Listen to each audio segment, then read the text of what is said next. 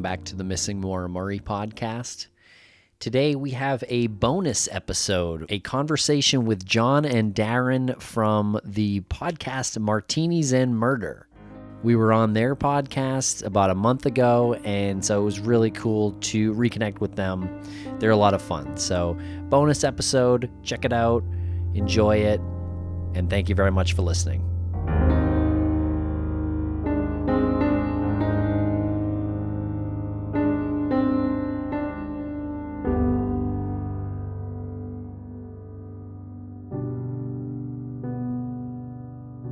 Welcome back to the Missing Maura Murray podcast. I'm Tim, here with Lance, and here today with the hosts of Martinis Murder on Oxygen, John Thrasher and Daryn Carpe. What is up?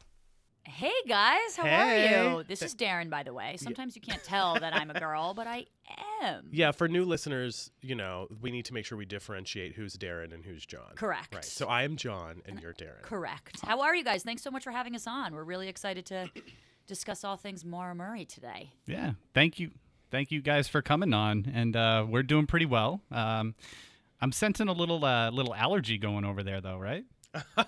That's all John, not me. I'm perfect. So, John, what's wrong with you today? It's true. I might have to excuse myself to cough every few minutes. I'm dealing with some allergies.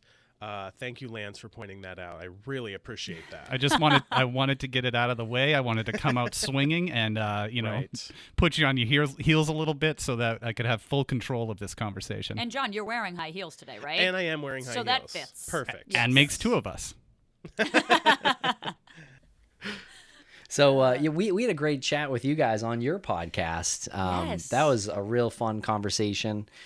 So we wanted to have you guys back on, or wanted to have you guys on here to talk about Maura Murray, about the show, the Oxygen series, and a little bit about you guys and your podcast. Two things we can definitely talk about. Yeah, Cool. Whenever we had you guys on, you guys were here in the studio with us, and that was so much fun. Did you guys walk away from that episode enjoying your time on our show? And or drunk, either. A little bit of both. Yeah, Might have been- I was thrilled. Yeah, it was a lot of fun. Might have been a talking to you guys. little staggering. Not so much walking, but maybe tripping over your feet a little bit. It's not like you guys gave us a ton of alcohol, but We had mudslides, right? I think that's what we had. Yeah. Yeah. There was like a dessert, basically, that we gave you. So it's fine. Yeah, at for like those noon. Yeah, it was like noon, yeah. Yeah. For those who don't know, we should also mention on our podcast, Daryn and I, it's called Martinis Murder because we do drink on the episode. We discuss a murder every week. We had Tim and Lance on to obviously discuss Maura Murray. If anyone is into drinking and murders, you should check out our show. Yes. That's my shameless plug. I hope you guys don't mind. No, not at all. No, that's brilliant.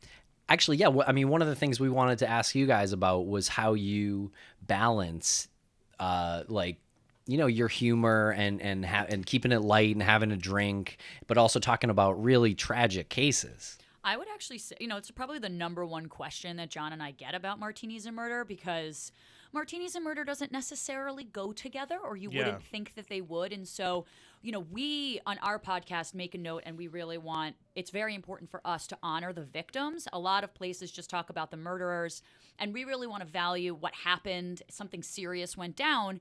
So it can be hard to kind of be joking about the making something so lighthearted that isn't at all. So it's definitely a balance. We choose our moments for sure. It's not necessarily describing the details of the case, but something exterior, theories. We can get kind of humor filled with that, and so it's definitely a balance that we struggle with every day. Well, yeah, and also the thing that we always make sure people know is that we are fans of the genre first, and we aren't professionals. We're not investigators. We're not even really armchair detectives by any means.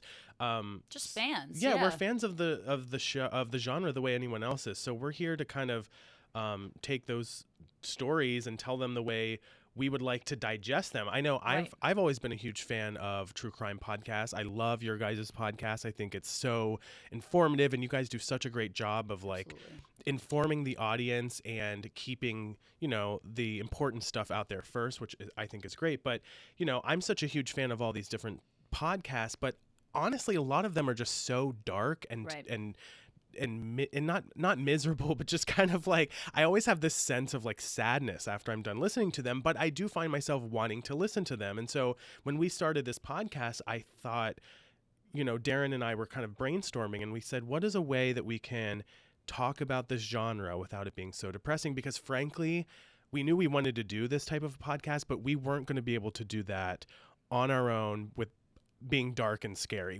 Our personalities are not dark and scary. Yeah, it wouldn't be authentic to us. No. I think we wanted to make it palpable Exactly. for all ages, I think, to listen to these tragedies that happen. So that way a 50-year-old mom could listen with her 12-year-old daughter, and it's not, oh my God, as they're jarring. talking. Right, Yeah, it's not yeah. as jarring, and it's also a way to make it a little bit more accessible to the people. And a lot of the stories that we cover have an element of like, what the hell to them, so there's always some kind of weird thing that regardless of the scenario you're going to probably laugh about, Right. And we're also never disrespectful to the victims. If we're laughing or carrying on, it's about usually us, yeah, it's usually. either us or something absolutely stupid that the killer has done, and we have no sympathy whatsoever for the killer. We always try and relate to a case, Right. even though Yeah. you and I have never been murdered. As far as I know, far I've as I never been know, murdered. I could be a ghost. So that adds a little humor because we don't relate to these cases at Right. all, but we always try and find a link. Let me flip it on your guys' heads here and say, how do you guys approach your show in terms of like the tone and all that stuff?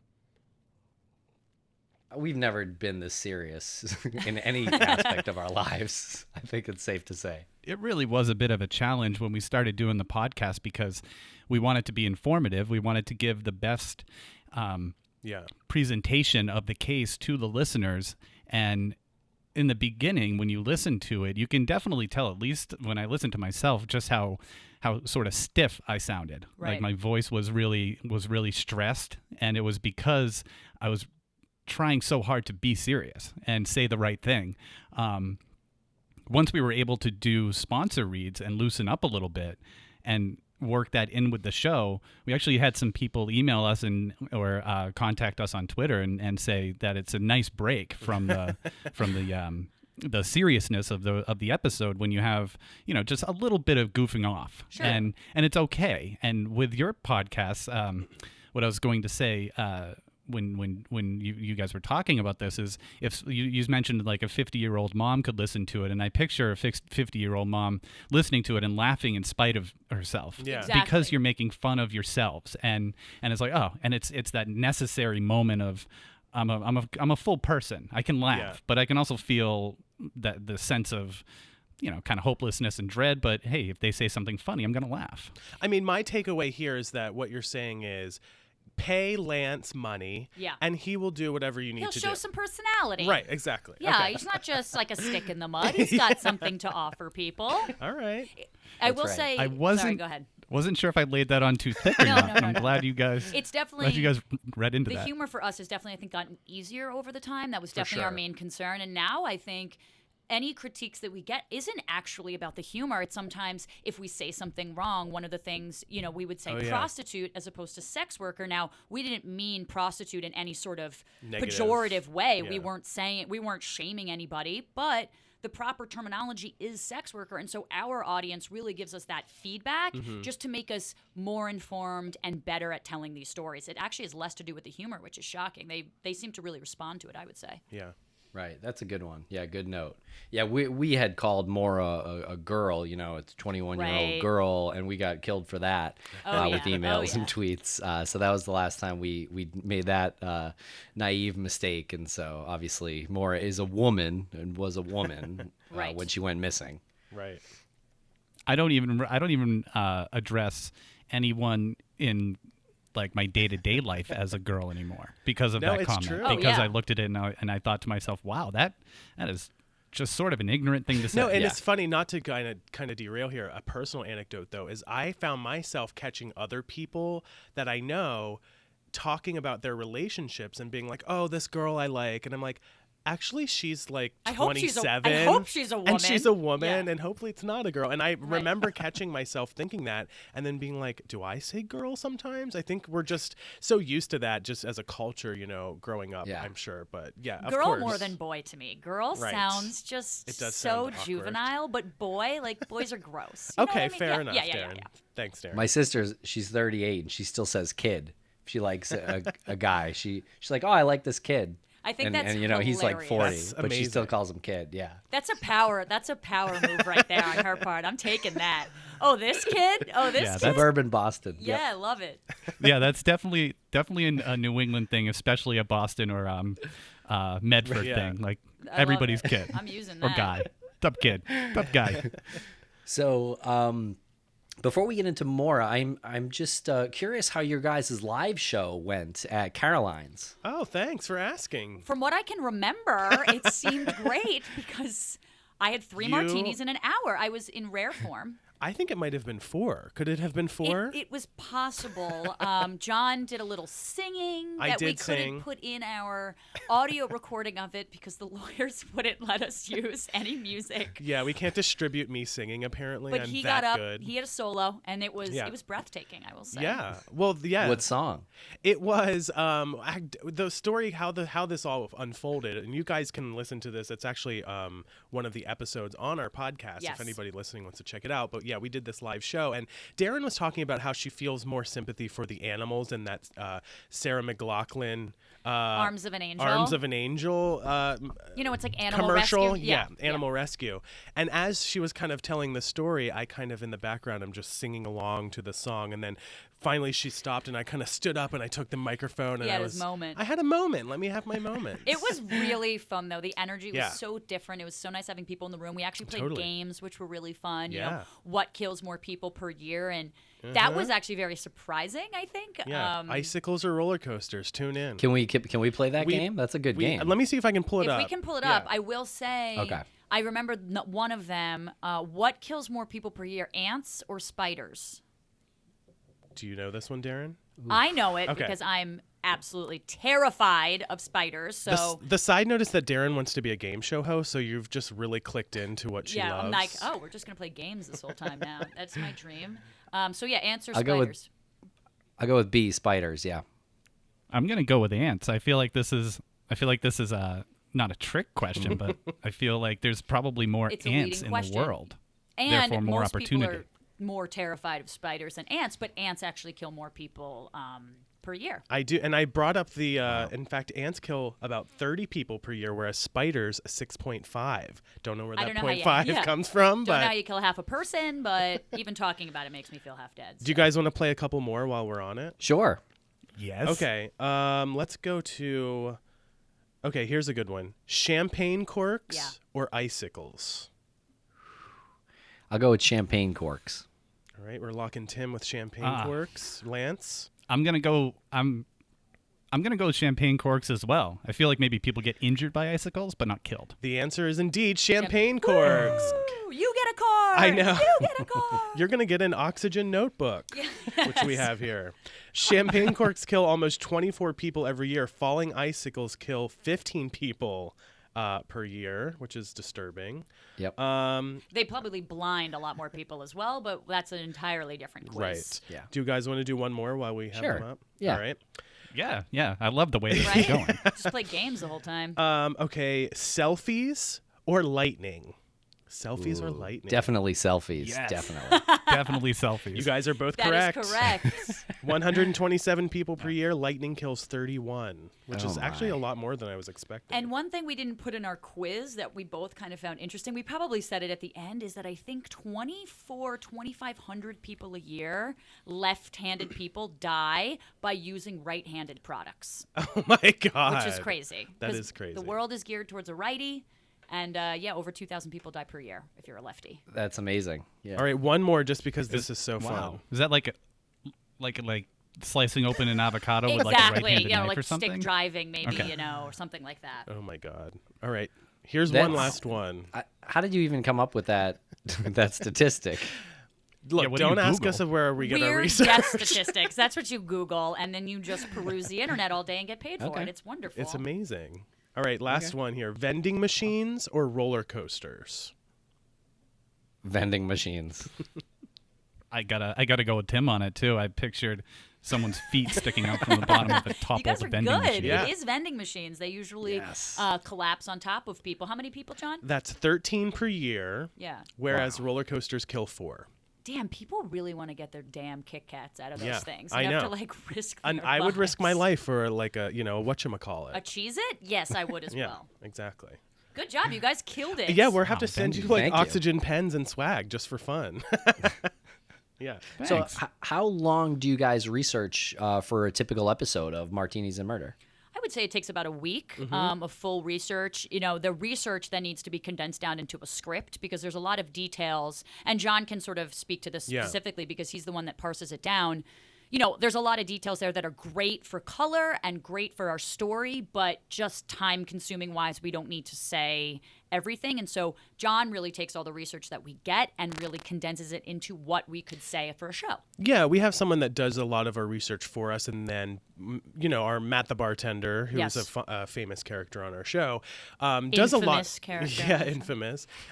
He does a lot of the research, and then basically we have to run it through a process to make sure that it's factual. Because what I think a lot of podcasts that I listen to get away with that we can't, frankly, is a lot of hyperbole and conjecture. And we want to make sure that we're as authentic and true to the facts of the story as we can be.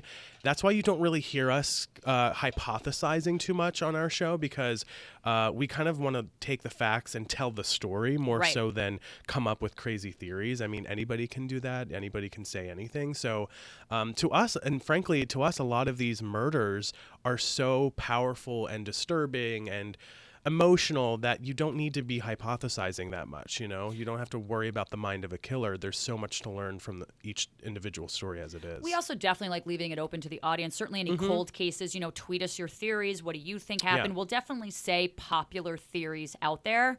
It's a lot easier for John and I to actually say maybe our honest opinion about just our initial findings when everyone's in jail or people are dead or the case has been closed, just because that we're not going to offend anyone by doing that. But we always have a lawyer on the line to make sure that what we're saying is 100% accurate. Great. Yeah, that's smart. Speaking of Matt, is he there? Matt is not in the doghouse.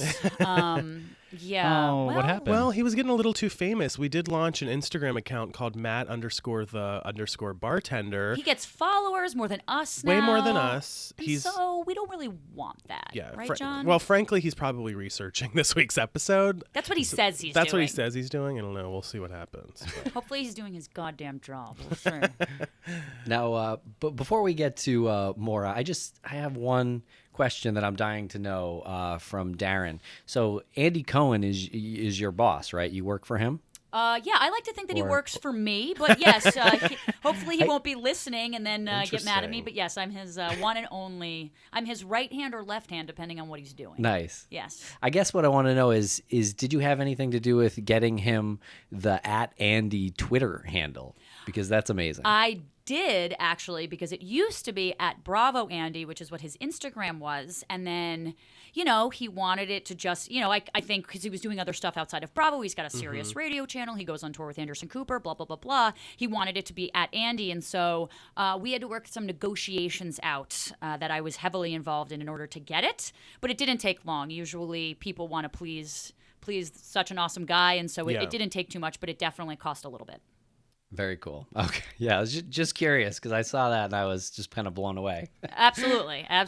I was on Twitter like pretty early, but I really wanted @Beyonce for myself as a huge Beyonce fan, and unfortunately some other comedian had it. So I wonder if @Daryn exists spelled my way. Yeah. I like mine Tim was anyway, taken but when I signed up. Oh. @Tim was taken, yeah.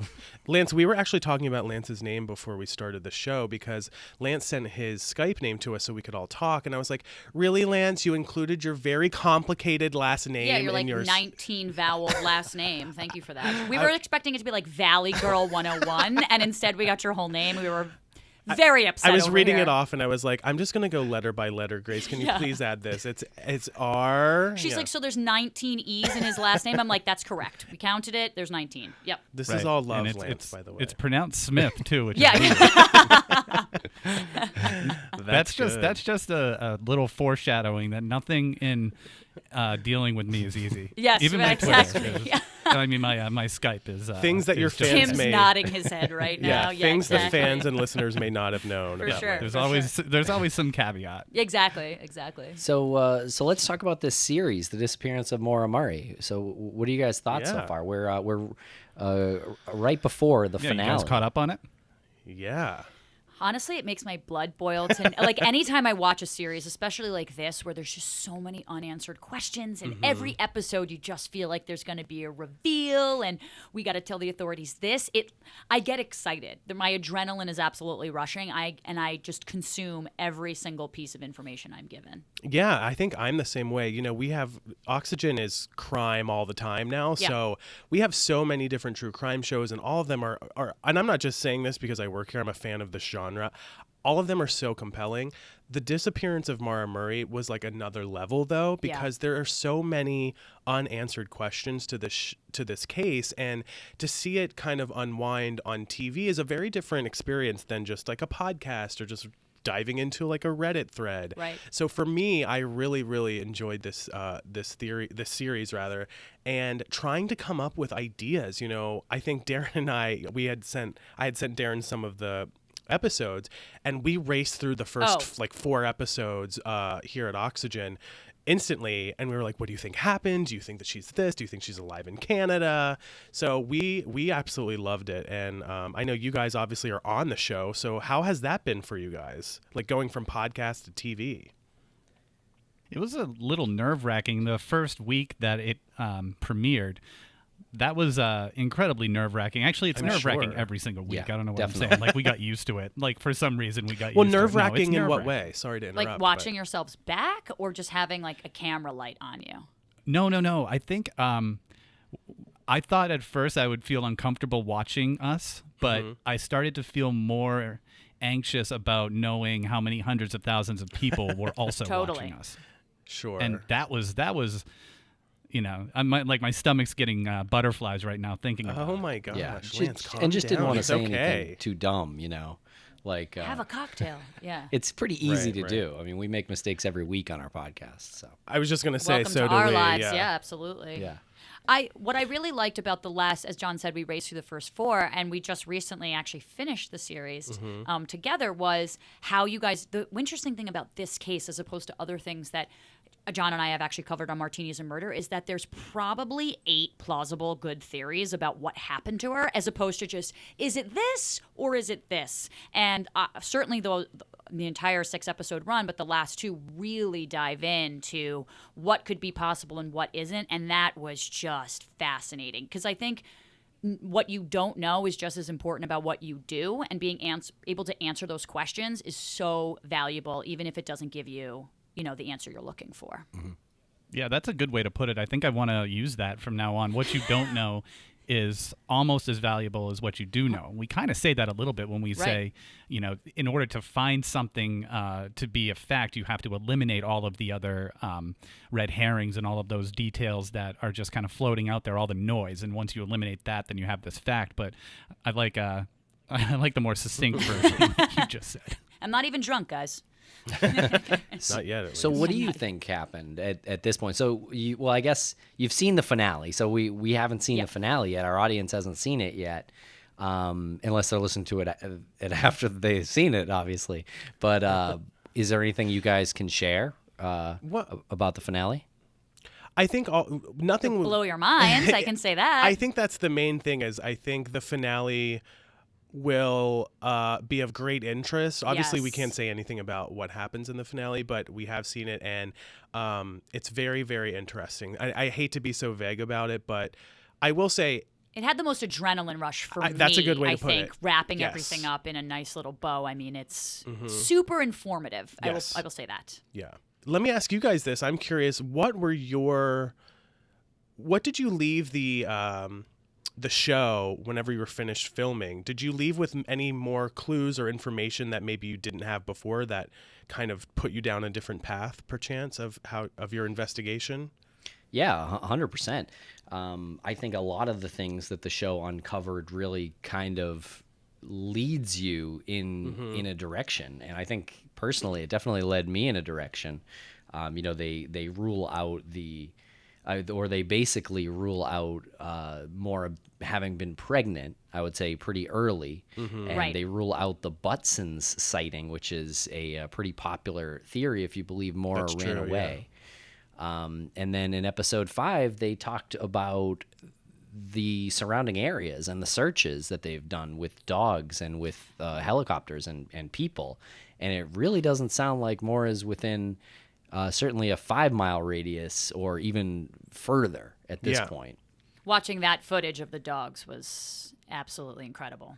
I don't feel bad at this point saying that it sounds, I'm almost certain that she got into a car right there where the dogs lost her scent. Yeah, when you watch that and you see the dog sit down right there on the road, every theory that I entertained in the past went right to the back seat. I saw the dog sit down and it became very obvious that she got picked up there. She got into some sort of moving vehicle because the scent ended so abruptly.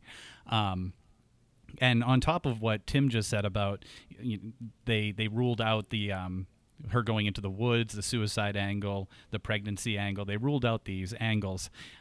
On top of that, every episode I'm more and more reassured that this case is in good hands with Oxygen and with the Texas crew. At the end of every episode, I think, damn, they're doing it so well, and they're presenting the information so clearly.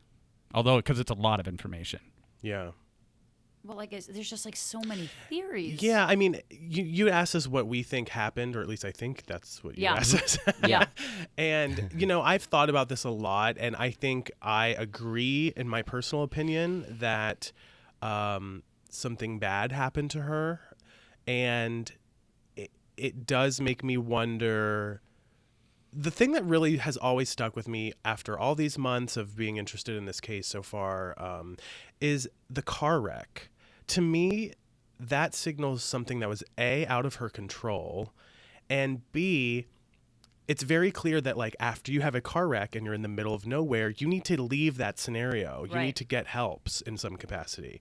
So for me, I just keep replaying and I go down this path of like, okay, yeah, she probably got into a car. And then like you said in last week's episode, Daryn, the dog stuff, it was just so very clearly obvious that it was an abrupt end of the scent. Right. Exactly. So for me, I concur, and part of me wonders if maybe, she hit her head in that car wreck, got in a car and went unconscious. Somebody didn't know how to handle it. Right. Didn't want to be framed for something or whatever. But again, this series isn't over on Oxygen. We have another episode still, so more details to come about even more of this stuff. But that's just kind of where I picture her getting into a car now. And I do think, absolutely, I do think something bad happened to her. And I also think that she probably someone knows something out there that they haven't come forward with. I bet you in my opinion, I think that there is a person or multiple people that know what happened, or there's a little detail that might crack something open that has yet to be, delivered to anybody who could do something about it. Yeah, totally agreed. And look at the window of time that we started off with, saying it's probably about 7 minutes for her to go missing. And if we are accurate, and this is if the dogs lose their scent right across from Butch Atwood's house. Butch Atwood had driven to his house, and the call was documented at 7:43. Right. So between him going into his house and talking to his wife and going back out to the bus, looking at the scene from the porch to the bus, sitting in his bus doing the paperwork, and not seeing her get picked up directly across the street. And for anyone who doesn't know the area, it is directly it's visible across the for street. sure. It's 50 feet away. And now we're talking if he didn't see anything, that 7 minutes is now down to maybe a minute. Maybe. Yeah. Probably less. Yeah. So it's so disturbing and annoying that we can't figure this out, Right. It's true. Someone knows something, right? So if she got into a car, say willingly, then and this person did something to her, overpowered her in some way. Obviously, that person is still out there. And if Maura told the driver who picked her up to let her out somewhere, and she went off and committed suicide. I know people still believe that's a possibility, and it's hard to say that it's not still a possibility, but still the problem is her body hasn't been found. So where's the body? Was she let out? Yeah, where would she have been let out? She's not killing herself and then burying herself in the snow, so you got to kind of wonder, what's going on out there in those woods. Isn't it? I'm curious what you guys think about how technology plays into this, because I imagine something like this happening now. There are so many cameras and everyone has a cell phone in their pocket. This was 2004. Like, I don't even think smartphones were really a thing at that point, or if they were, nobody had them. Not as ubiquitous as they are now, for sure. Do you guys think that technology, could this happen today in the same scenario, in your opinion? I think in that area, it's probably more likely because there's no cell phone service up there today. Yeah. And I highly doubt the Westmans would change their way and be more helpful, any more helpful than they were with Maura's accident. But you're right. Yeah. There's more police with cameras on their body uniforms cams. now. I was just thinking that. Yes. Maybe pictures are taken of the car with cell phones quicker and distributed at a more efficient rate. So yeah, and dash cams and things like that. And she probably wouldn't have shut her phone off too, because we believe she shut her phone off on the trip up there. So we would have been sure what route she took if she hadn't. And today most people don't do that. If they're driving, they don't shut their phone off. So we probably would have known where she was, why that missing hour is there. Maybe would have helped a little bit. Another thing that frustrates me, sorry not to go on, but this is the Missing Maura Murray podcast. Yeah, please go on. The other thing, too, that really frustrates me is that why shouldn't there be some sort of, like, I don't want to say legal, like a law or some kind of, governmental mandate here, but it's so frustrating that so many highly accessed roads don't have cell service.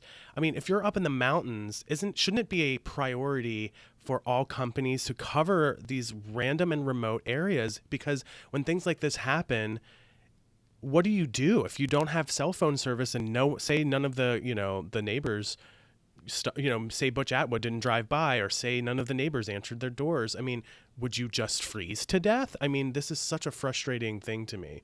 Daryn, what are your thoughts, actually? Well, I'm assuming that they don't do that just due to sheer volume of the people living up there. I mean, if you set up a whole cell phone tower where those mountains were and it's really only servicing 3 people, is it worth the money to a big company to put up a cell phone tower? So economically and from a business standpoint, maybe it isn't. I don't know. To your point, like that would be amazing. But it might not have. I mean, certainly still murders and disappearances and all that absolutely happen still to this day. I mean, it's maybe it could have been prevented in some sort of better way, or she felt like if she could call the cops, or but we're not even sure she knew. We're not even sure if she was in distress or if there was a situation under which she felt like she probably needed to call the cops preemptively. She might have felt safe. Yeah, true. She might have. Exactly. So I mean, it's hard to say. Every time Tim and I are up there and we're in the area, I mean, we look at each other and we're like, can they just throw up a cell phone tower? Can they just throw one up there? I know. Thank you. That's what I'm saying. But it is the White Mountain region. There's a national. It's like a national forest up there. They might just not be able to do it, to put it in the White Mountain region. Yeah, and it's a protected area too. Right. An interesting question I wanted to ask you guys, because you talk to so many different people about this case, and John and I usually just report on a case. We interview a little bit less, but every time we find someone isn't cooperative or doesn't want to talk to you or doesn't want to talk to the police, is your automatic thought, oh, they're a suspect or they're guilty? Or has it really shifted to be like, they want to live their private life and they just don't want to be involved? That's a Are you good more question. suspicious or just understanding of people's behaviors? We point and yell witch, mostly. Tar and feather them, right? Exactly. Yeah. Tim points and yells witch, and I stand there and I just shake my head at them. Yeah. Like, disapprovingly. Great. Thanks for helping us out. Hisses. No. He hisses like. I hiss. Yeah. No, it's people's prerogatives. It's Right. it's understood, I think. That it's usually just personal preference. Got it. Yeah, But Lance tries to talk everyone into it. Well, I mean, that's fair. That's fair. I shake them and I shake them and I get a phone book and I roll it. and I bang it on the table. And I'm like, Lance it's time. is dangerous. It's time. We got to use that with Matt. Yes, thank you. He's not making us those martinis fast enough. We got to threaten him with And some we're not sort gonna of tell blunt him- object. We're not going to tell him where we learned it either. Yeah. Just start hissing and meowing at him. Maybe he'll get the picture. No, I do want to follow up on that too, because I think that is something as a true crime podcaster now that I have definitely come to learn that not everybody who doesn't want to talk to the media is automatically guilty. You Right. know, we saw some of this with Maura's older sister. You know, you want to believe that maybe she knows something or whatever, but, you know, maybe she just really doesn't want to talk to anybody. And, you know, there are a lot of complications in this very tragic story, and people just sometimes want to be left alone. So that is something I can say I've grown to respect in a Me way too. that I hadn't really thought of previously. So Definitely. It's definitely shifted my perspective on it as well. Yep. Yeah. And one thing that we learned pretty rapidly and over the course of this is that the police don't have to release anything. We should feel lucky for anything that the police put out there in the public, because they don't have to do it.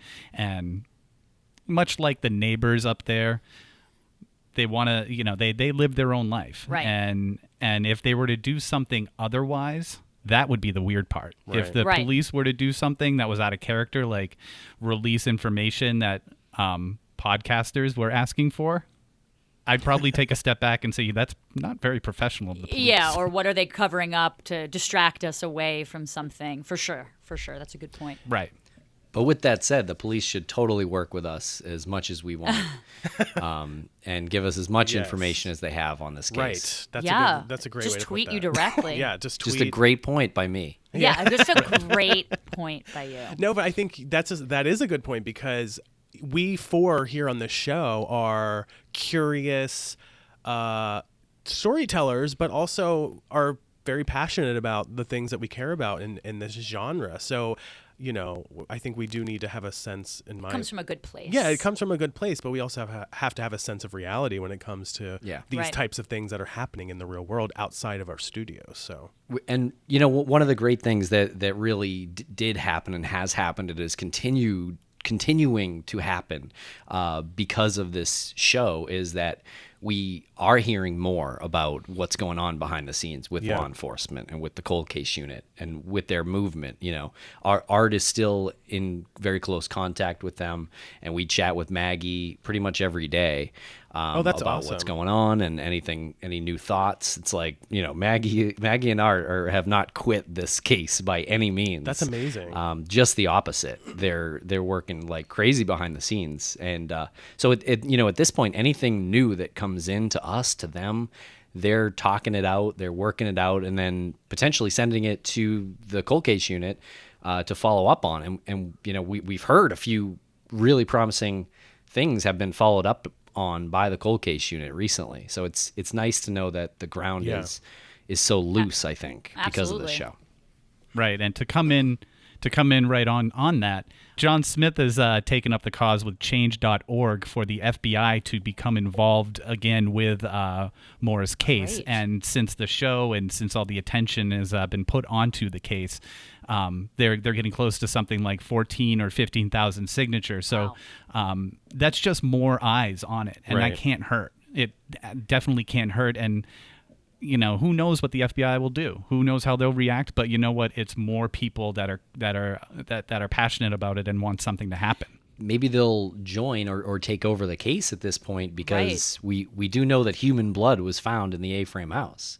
Obviously, we don't know any more right now before episode 6, but maybe that's enough. And you know, that was Mr. Murray's wish, Fred Murray's wish, like a decade ago, was trying to get the FBI involved. So if this TV show can actually do that, you know, because of the DNA testing that was done on this TV show, then the FBI jumps in, you know, and finishes the job, perhaps. That's a huge accomplishment then. How great would that be? Yeah. And I think, especially with what you guys are doing, and you guys are discussing a specific case, and John and I, you know, have covered like 40 cases over the 40 episodes we've had of Martinis and Murder, is that the main goal for us, especially with cases that aren't solved yet, is exposure to more people, so more people can get involved. Maybe they saw something or heard something or know someone. I mean, that's really, I think, outside of educating our audience as well as ourselves, that's always the goal. I think the more that know about something, the best disinfectant is sunlight. All right, fair enough. Yes. Yeah. Totally agree. And I just want to shift real quick. You just said you covered 40 cases so far on your show. Is there a case for both of you or individually that you like truly felt uncomfortable about? Well, I know John has a case that he's actually very personally close to, and I'm sure he'll say that as one of his ones. One case that I am constantly haunted by, and I would say bring up all the time, was this. I can't remember what episode number it is, but it's the toy box killer. It was probably like mid-run of Martinis and Murder so far, but 18, episode 18, the toy box killer. And at first off, I do like the name, like when they have this, the East Area Rapist, the Kensington Strangler. I just think it surrounds the murder with some sort of air of like, what's going to go down? And toy box at first, to me, said something kind of like an It clown thing. It ended up not being the case, and it ended up being this guy who, when I wikied him, looked like he was in his 60s, 70s. He had this, what he called the toy box, which was a shed in his backyard, which was filled with a bunch of BDSM equipment, and he would take his victims back there into like a torture chamber. He involved dogs in the case. He literally tortured women of all ages, and it was so sick and twisted. Even saying the details were hard to read, and that one I can't get out of my head. That was one where I remember we finished recording and it stuck with me for a few days, where I was like, ugh, just the feeling of having to recant some of this stuff, recall some of this stuff was very bizarre. Yeah, for me, there was another one. It was episode number 3. Yeah.